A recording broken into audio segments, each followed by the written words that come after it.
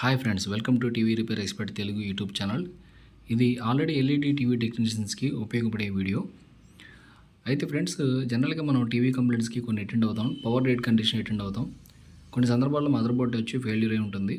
మార్కెట్లో అంతా కూడా మనం ట్రై చేస్తాం సేమ్ బోర్డు కోసం, కంపెనీ సర్వీస్ సెంటర్లు కూడా తిరుగుతాం. బట్ అవైలబుల్ లేనప్పుడు యూనివర్సల్ మదర్ బోర్డ్ వేయడానికి మనం సంసిద్ధంగా ఉంటాం. మనకి 4K ప్యానల్స్కి సూటబుల్ అయ్యే మదర్ బోర్డ్స్ అనేది, అంటే మేబీ యూనివర్సల్ మదర్ బోర్డ్స్ అనేది అవైలబుల్ లేవు. ప్రస్తుతానికైతే మనకి ఓన్లీ 2K యూనివర్సల్ మదర్ బోర్డులు మాత్రమే అవైలబుల్ ఉన్నాయి. బట్ ఈ 2K మదర్ బోర్డ్ని 4K ప్యానల్కి తగిలించినప్పుడు 4K ప్యానల్ అనేది ఫెయిల్యూర్ అయిపోతుంది.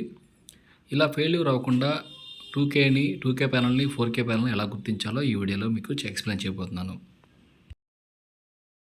ఇప్పుడు నా ముందు ఉన్నది లెఫ్ట్ సైడ్ వచ్చి 4K టీకాను, రైట్ సైడ్ ఉంది ఫుల్ హెచ్డి టీకాను.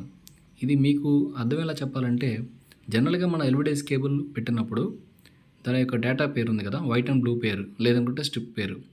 వీటిలో మనం ఒక పేర్ సిగ్నల్స్ అన్నీ కూడా గామా ఐసీలోకి వెళ్తాయి.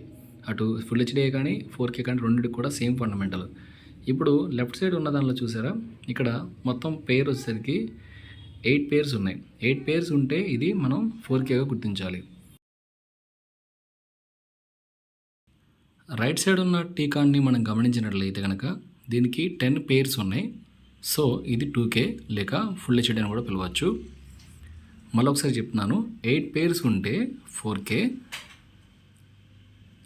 10 పేర్స్ ఉంటే ఫుల్ హెచ్డీ లేక 2K. ఇది ఫ్రెండ్స్ ఇవాళ వీడియో.